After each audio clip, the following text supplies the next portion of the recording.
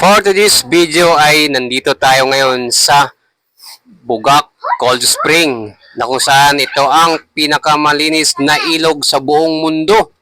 Alam nyo ba?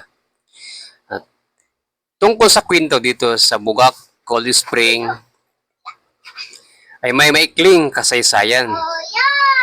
Ang Bugak Cold Spring na may malakristal at malamig na tubig ay naging mahalagang bahagi ng buhay ng mga barubuhanon tulad ko.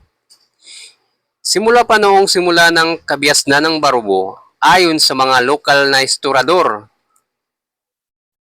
o historiador, ang mga tao mula sa iba't ibang bahagi ng bansa, karamihan ang mga mangingisda, ay dumaan sa kanal ng talim na kumukunikta sa ilog ng barubo hanggang sa matagpuan nila ang bugak at dalawa pang katubigan sa malapit.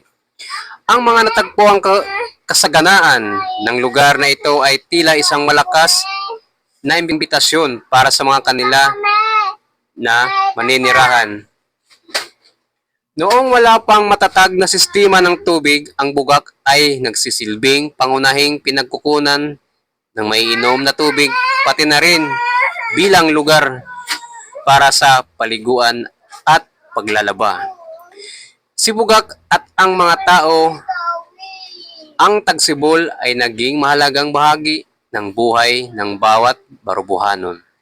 Ang paglangoy doon ay isang okasyon ng pamilya.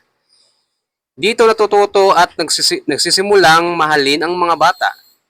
Ang paglangoy mula sa simpleng kwentong ito. Ang mga bata, kahit nasa elementarya, ay nagiging atlitang manlalangoy. Karamihan sa mga atleta sa elementarya pagkatapos ng kanilang pagtatapos ay nagpapatuloy sa kanilang sekundarya sa Barubo National High School at isa rin ako doon. Pero hindi ako naging atleta o kaya BNHS. Upang ituloy ang kanilang pangarap na maging isang tagumpay na manlalangoy dahil sa isang epektibong pangkat ng pagsasanay. Ang BNHS ay nakapagpalabas ng magagaling na manlalangoy simula pa noong dekada 90 at nakarating sa mga panlarong pambansa.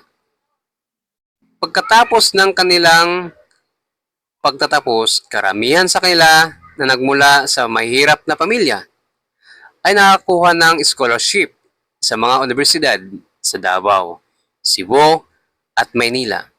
Ang ilan sa kanila ay nakakapaglaro sa ibang bansa, maging sa SEA Games. Tuwing bakasyon, umuwi sila na may nostalgic sa malamig na bukal ng bugak na siyang pinagkakautangan nila ng loob. Ito ay tinuturing na isang lokal na kayamanan na nagbibigay ng pagmamalaki at karangalan sa bawat barubuhanon.